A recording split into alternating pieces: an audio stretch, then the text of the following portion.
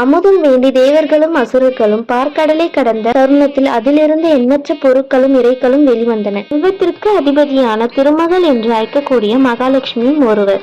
மகாலட்சுமி பார்க்க மிகவும் அழகாக இருந்தாள். தாமரை நிறம், கவர்ச்சியான கண்கள், அழகு திருமுகம், பார்க்க பார்க்க திகட்டாத அழகு என்றால் அப்படி ஒரு அழகு. மகாலட்சுமியின் அப்படிப்பட்ட அழகில மயங்காத ஆண்டவர்களே இல்லை.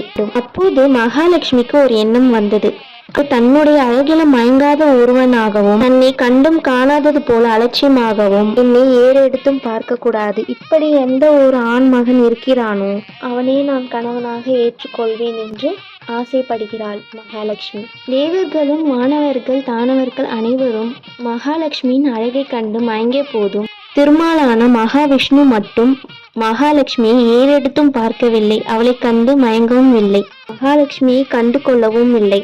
முகத்தை திருப்பி வைத்து கொண்டார். இதை பார்த்த மகாலட்சுமிக்கு சந்தோஷம் ஏற்பட்டது. தன் எண்ணப்படியே தனக்கு இந்த மகாவிஷ்ணுவையே தகுதியான கணவன் என்று ஒரு பெரிய பூமாலையை எடுத்து ஓடோடி வந்து மகாவிஷ்ணுவின் கழுத்தில் போட்டுவிட்டு அவர் காலில் விழுந்து வணங்கினாள். இதை சற்றும் எதிர்பாராத திருமால் தன்னை அறிந்து கொண்டு மகாலட்சுமிக்கு அவரும் மாலை ஒன்றை அணிவித்து மகாலட்சுமியை தனது மனைவியாக ஏற்றுக்கொண்டு தன்னுடன் இணைத்துக் கொள்கிறார். மகாவிஷ்ணு தனது மனைவியான மகாலட்சுமியை அழைத்து கொண்டு குண்டத்திற்கு புறப்படுகிறார்.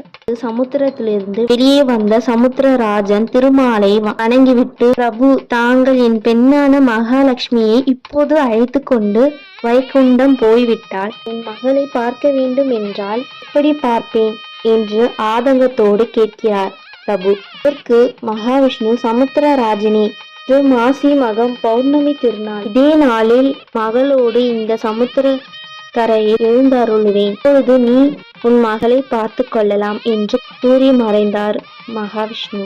எனவே இந்த மாசி மகம் பௌர்ணமி திருநாளில் சமுத்திரக்கரையில் திருமாலும் மகளும் எழுந்தருளுவதாக கருதி அன்றைய தினம் கடற்கரையில் பெருமானையும் தாயாரையும் பல்லாக்கில் வைத்து தூக்கி கொண்டு வந்து அலங்கார ஆராதனை பூஜைகள் செய்து பெருமாளின் அருளை பெறுகின்றனர். அன்றைய தினம் சமுத்திரராஜனும் தன் மகளான திருமகளை காண்பதாக ஐதீகமாக இருக்கிறது. எனவே மாசி மகம் பௌர்ணமி நாளில் கடற்கரையில் திருமாலையும் திருமகளையும் கண்டு தரிசித்து ஆசி பெற வேண்டும். இவம் வந்து சேரும் என்பது பக்தர்களின் நம்பிக்கை. கடற்கரை இல்லாத இடத்தில் ஆற்றங்கரை இல்லாத இடத்தில் குளங்களிலோ, அதுவும் இல்லாத இடத்தில் கிணற்றிலோ, கிணறும் இல்லாத இடத்தில் சொம்பு தண்ணீர் நிரம்பியோ திருமாலையும் திருமகளையும் போற்றி வணங்கி அவர்களின் அருளை பெறலாம்.